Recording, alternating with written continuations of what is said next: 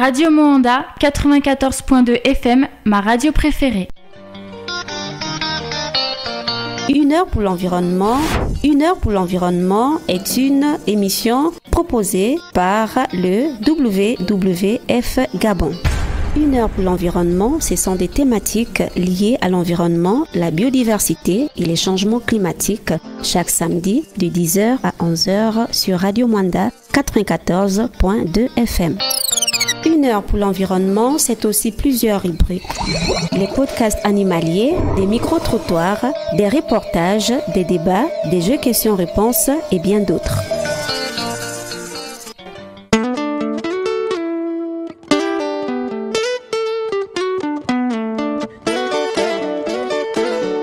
À la recherche d'un air en couleur pour chanter le Gabon. Avec des mots verts, jaunes et bleus, drapant ma chanson. Sans que les couleurs ne déteignent sur la mer. Sans que mes pas... Mesdames, Mesdemoiselles et Messieurs, très heureux de vous avoir toujours sur Radio Moanda 94.2 FM, notamment dans le cadre de votre émission 1 heure pour l'environnement proposée par le WWF Gabon en partenariat avec la Fondation Lekedi Biodiversité. Bienvenue à toutes et à tous, excellent confort d'écoute pour ce 8e numéro de votre émission. Radio Moanda 94. Au sommaire de ce 8e numéro de votre émission 1 heure pour l'environnement, comme je le disais, cette émission proposée par le WWF Gabon en partenariat avec la Fondation Lekedi Biodiversité. On parlera des changements climatiques. Vous aurez à propos une approche de ce qu'il faut retenir sur ces phénomènes.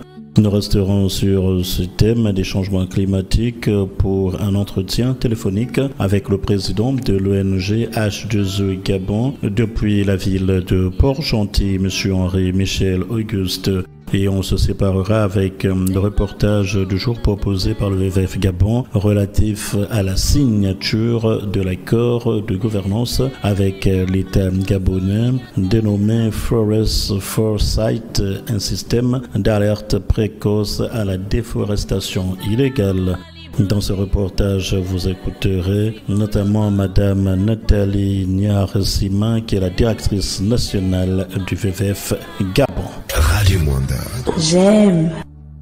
Merci d'être toujours à l'écoute de votre station locale Radio Moanda. Vous êtes bel et bien dans le cadre de votre émission 1 heure pour l'environnement, ce programme d'éducation environnementale proposé par le WWF Gabon en partenariat avec la Fondation Lekedi Biodiversité. Pour la thématique du jour intitulée les changements climatiques, le résumé, c'est qu'il faut retenir. Nous allons déjà commencer avec l'effet de serre naturel. Qu'est-ce que c'est? L'effet de serre est un phénomène naturel par lequel les gaz naturels présents dans l'atmosphère, principalement la vapeur d'eau, retiennent une partie de la chaleur émise par notre planète. Ce phénomène est donc une condition essentielle à la vie car il maintient ainsi une température habitable sur la Terre. Cependant, il existe un effet de serre additionnel dû aux activités humaines qui intensifient ce mécanisme par l'augmentation des gaz à effet de serre provoquant un réchauffement climatique. Les gaz à effet de serre naturellement présents dans l'atmosphère participent à son réchauffement. Sans eux, la température moyenne sur la Terre serait très basse. Le problème intervient lorsque la quantité de ces gaz augmente brutalement. Le climat. Le climat désigne, quant à lui, les conditions météorologiques moyennes, température et précipitations, ensoleillement, humidité de l'air, vitesse des vents, etc., qui règnent sur une région donnée pendant une longue période, généralement au moins 30 ans. La météo peut changer chaque jour. Le climat d'un lieu donné est plus ou moins stable. Il peut être déterminé par sa distance par rapport à l'équateur, sa proximité avec la mer ou l'océan, son altitude. Le climat peut être froid, tempéré ou chaud. Il ne faut pas confondre climat et météo. En effet, le temps qu'il fait, c'est-à-dire la météo, désigne les conditions météorologiques, soleil, pluie, etc., observées à un moment donné sur un espace déterminé. Le climat s'étudie sur le long terme. On ne peut cependant pas nier les changements climatiques quand on constate des températures extrêmement élevées lors de la grande saison de pluie, des ensoleillements en période sèche, des décalages dans les saisons de quelques semaines ou des pluies plus intenses. Les causes du réchauffement climatique. La production d'énergie, électricité, chauffage, la production de carburant pour les transports, principalement les voitures, mais aussi en partie l'aviation ou le transport maritime, l'agriculture et l'élevage. Les conséquences des dérèglements climatiques sur l'homme. Ils sont directement touchés par ces changements climatiques. On peut par exemple citer les conflits liés à la raréfaction de certaines ressources naturelles comme l'eau, les aliments. L'élévation du niveau de la mer entraîne le déplacement des populations et sont citées les catastrophes telles que les grandes chaleurs, les tempêtes, les sécheresses et les inondations. Sur la biodiversité, les conséquences des dérèglements climatiques. Le changement climatique a un effet direct sur les écosystèmes, les plantes et les animaux qui voient leur milieu de vie changer trop rapidement pour pouvoir s'y adapter et provoque la migration d'espèces, la fonte des calottes glaciaires et l'élévation de la température des océans entraîne la hausse du niveau de la mer à un rythme élevé. Et qui dit avancée de la mer sur la terre dit aussi disparition de certaines habitations et commerces, ce qui touche finalement beaucoup de pays, une disparition de terre en somme. Voilà, mesdames, mesdemoiselles et messieurs, auditrices, auditeurs fidèles de Radio Mwanda, dans le cadre de votre émission 1 heure pour l'environnement, ce programme d'éducation environnementale proposé par le WWF Gabon et la Fondation Lekedi Biodiversité, son partenaire. Vous venez là d'avoir l'essentiel de résumé qu'il faut retenir au niveau des changements climatiques. Nous allons donc poursuivre cette émission juste après cette transition qui va suivre. Radio Mwanda. Grâce à vous, merci encore.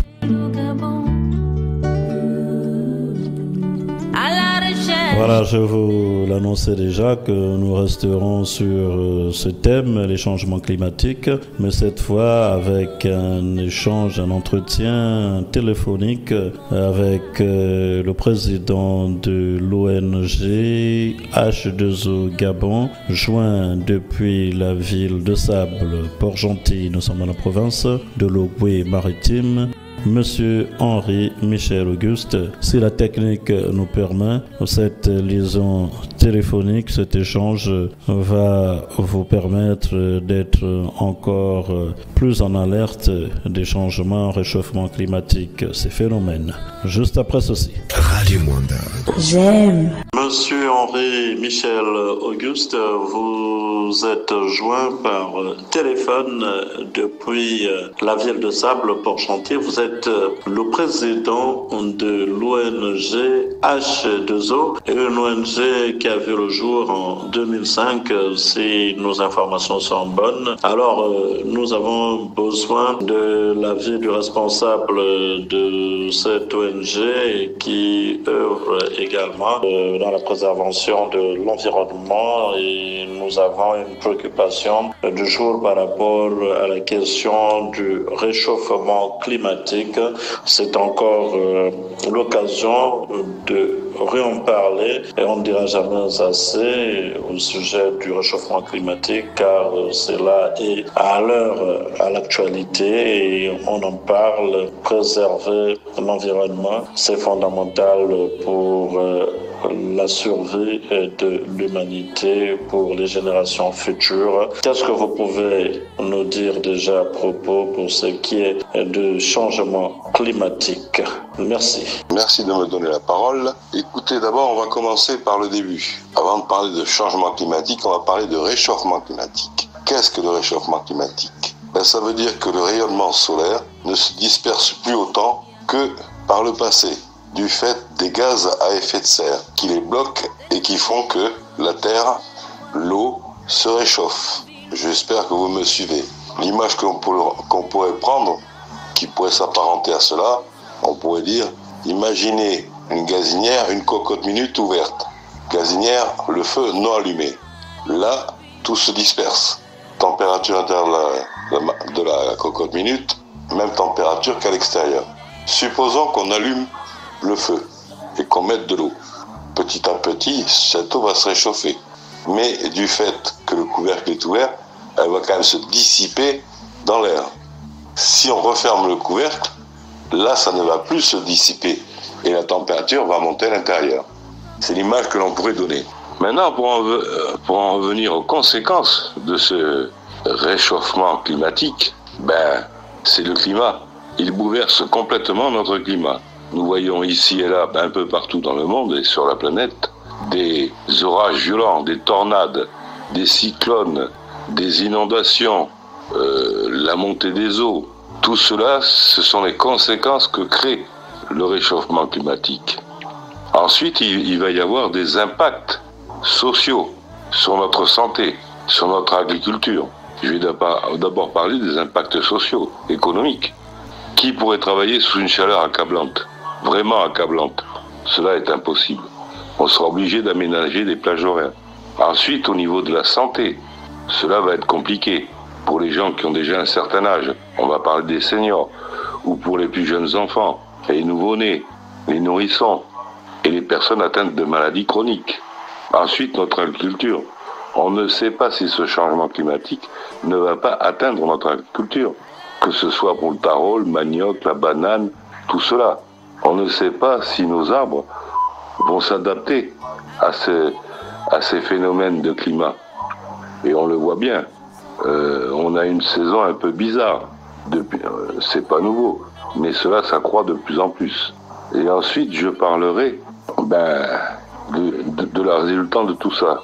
Il va falloir s'adapter d'une manière ou d'une autre, résoudre ces problèmes au niveau de la COP, parce que c'est la COP qui peut faire basculer les choses dans le bon sens. On sait qu'il y a le CO2. Le CO2 en majorité est produit par les hydrocarbures.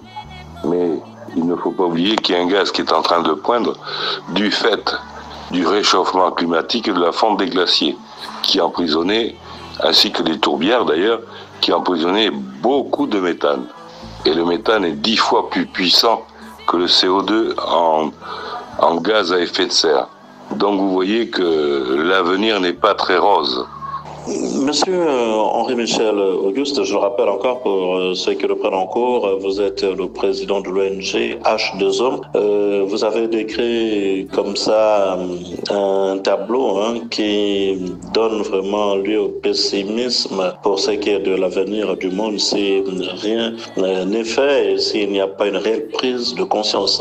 Aujourd'hui, au regard des différentes COP, ces rencontres des grandes puissances et des pays du tiers-monde, de l'Afrique subsaharienne, du Sud en général, ces pays qui ne produisent même pas ces gaz à effet de serre, qui subissent l'effet et qui demandent en compensation qu'il y ait des politiques structurelles pour pouvoir aider ces États dans la préservation, n'est-ce pas, de ces foyers importants, à l'instar de l'Amazonie ou des forêts du bassin du Congo. Mais on sent comme un jeu au niveau des puissances mondiales. Que pensez-vous par rapport à cela? C'est simple. Les COP, à l'origine, ont été faites pour justement trouver des solutions en commun. Bon, on sait que c'est les pays industrialisés qui ont fait que nous en arrivions là, mais il ne faut pas oublier que l'absorption de CO2, même au niveau de l'Afrique, commence à être en équilibre.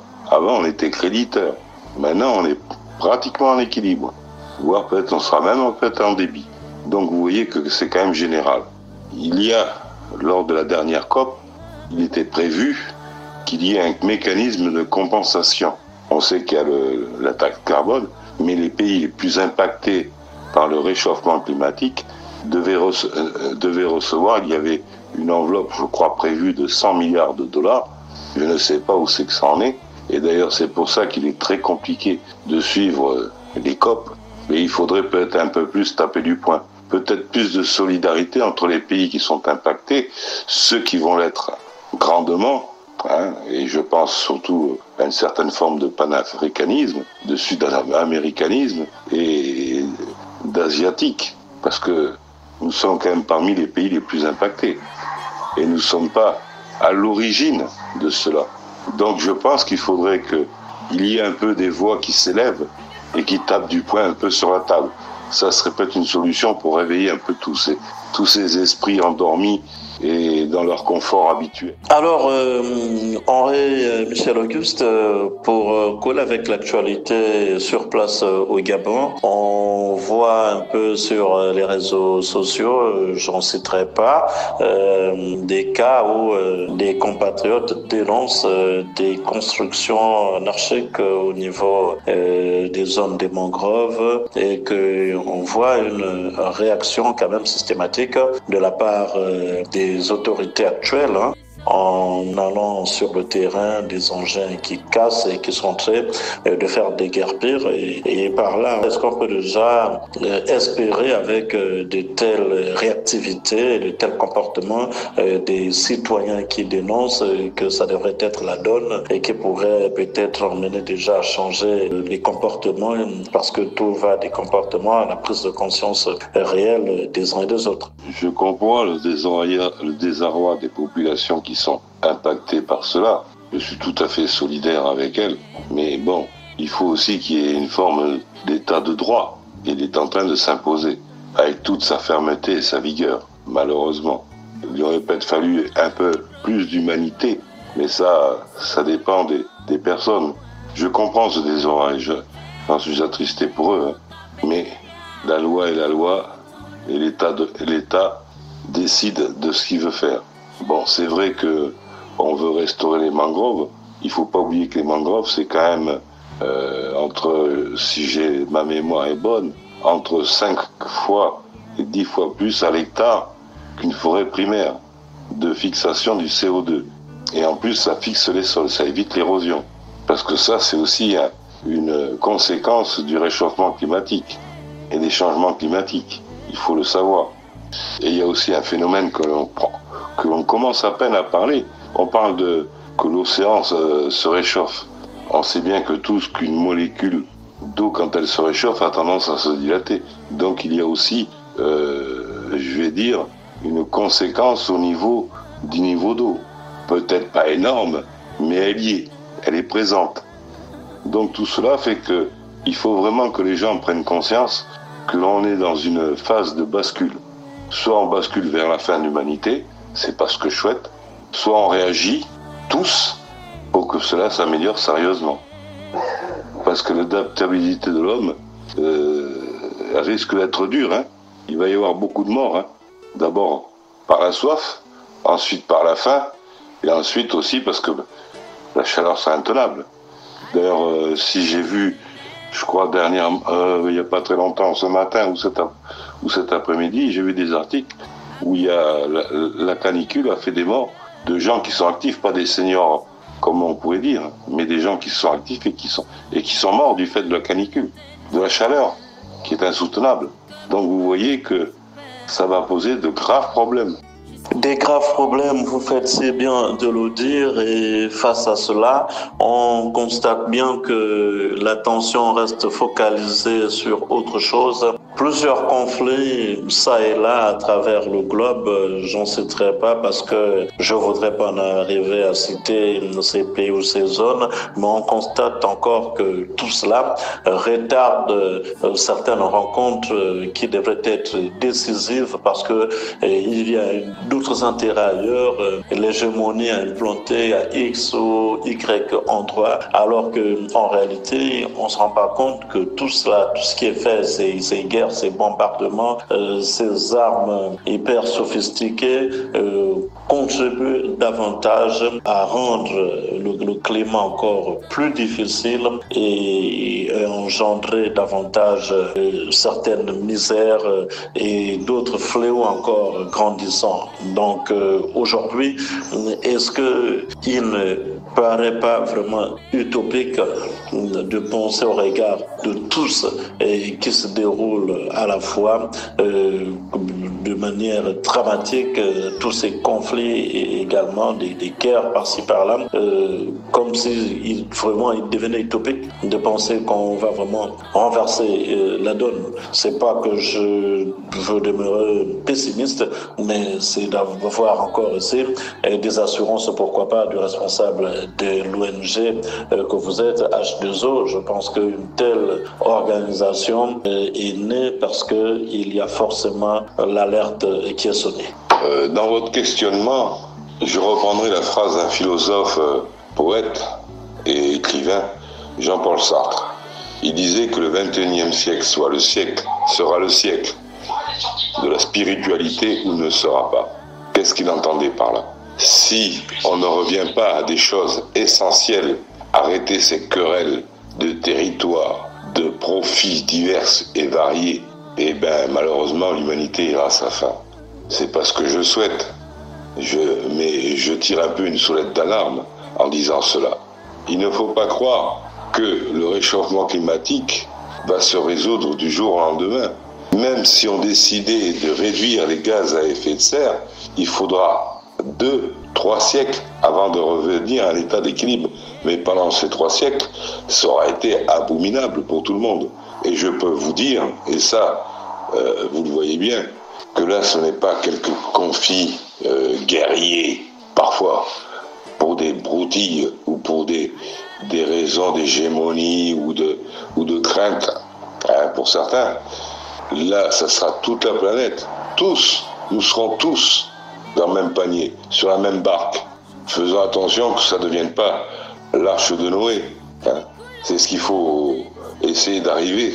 Et je pense que le GIEC, même si un certain chef d'État d'Amérique dit que le réchauffement climatique et le changement climatique n'est pas vrai, que c'est faux, ben je sais pas, hein. Il doit pas rentrer trop dans son pays ce qui se passe, l'actualité. Hein.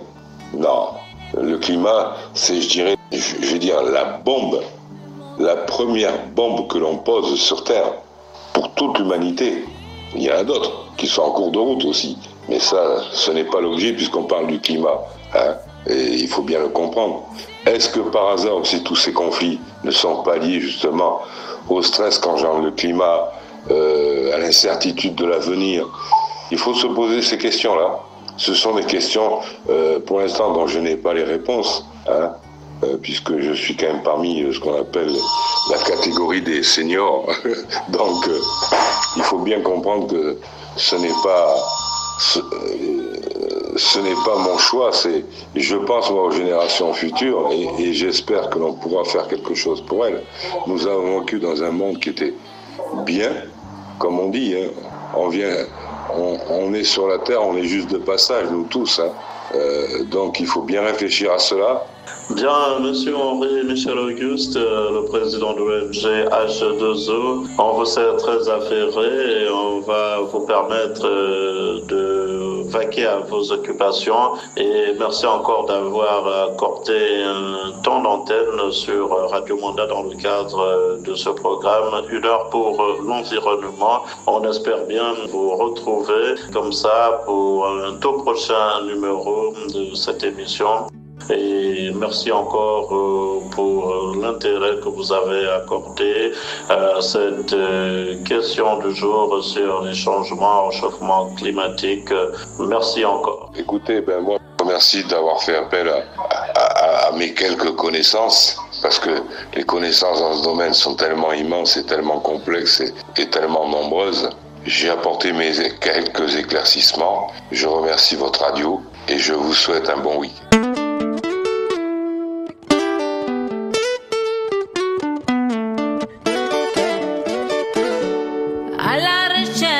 des nerfs en couleur pour chanter le Gabon. Avec des mots verts, j'en ai. Bien, mesdames, mesdemoiselles et messieurs, vous avez apprécié l'échange téléphonique, cet entretien accordé dans le cadre de votre émission 1 heure pour l'environnement par monsieur Henri Michel Auguste, qui est le président de l'ONG H2O Gabon, joint depuis Port-Gentil. Avec ce dernier, on a pu comprendre encore ces enjeux, tout l'intérêt de préserver notre environnement, la biodiversité, de lutter efficacement ensemble de sorte que ces phénomènes de changement, réchauffement climatique qui sont une véritable menace pour la survie de l'humanité, vivement que les gouvernants prennent conscience.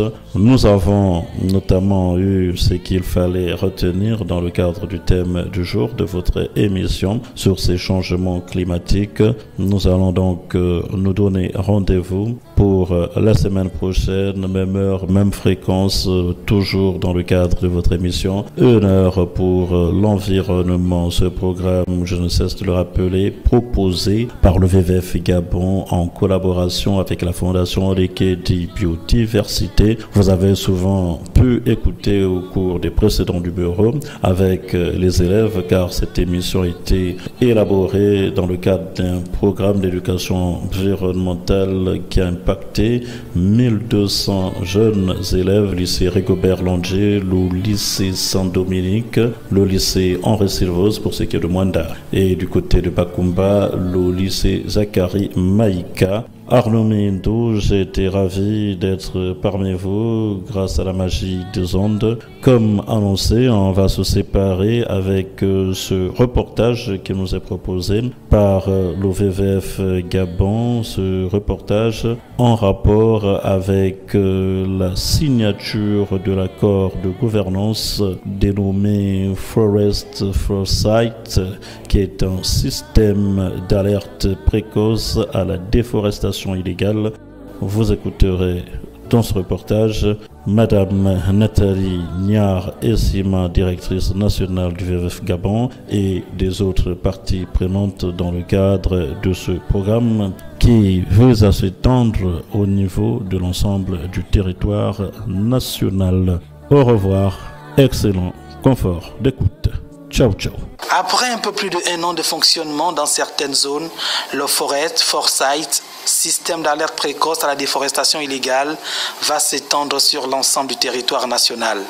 Cette signature d'accord de gouvernance de l'outil fixe les bases de la collaboration entre le WWF et le gouvernement.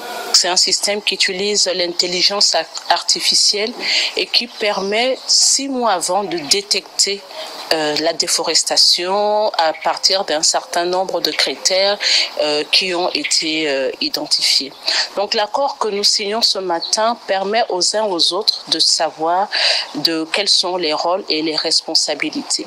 L'accord a été précisément signé avec la GEOS, les parcs nationaux et la Direction générale des écosystèmes aquatiques, 3 entités qui fournissent les données techniques pour le fonctionnement du système. Cet accord de collaboration entre les différents partenaires et l'OVF est la bienvenue parce qu'il y a un suivi. Il faut continuer à développer l'application, l'outil, adapté aux nouvelles menaces. Et donc c'est dans ce cadre-là que le gouvernement et le WWF, représenté le gouvernement ici par les directions générales, et le WWF ont signé cet accord-là de collaboration sur cet outil. Le Forest Foresight est un système initié par le Fonds mondial pour la nature et piloté par la GEOS. Avant cette cérémonie, il a, selon les experts, fait l'objet de plusieurs tests dont les résultats ont été positifs. 1 heure pour l'environnement.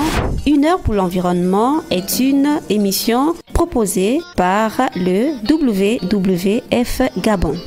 1 heure pour l'environnement, ce sont des thématiques liées à l'environnement, la biodiversité et les changements climatiques, chaque samedi de 10h à 11h sur Radio Mwanda 94.2 FM. 1 heure pour l'environnement, c'est aussi plusieurs rubriques.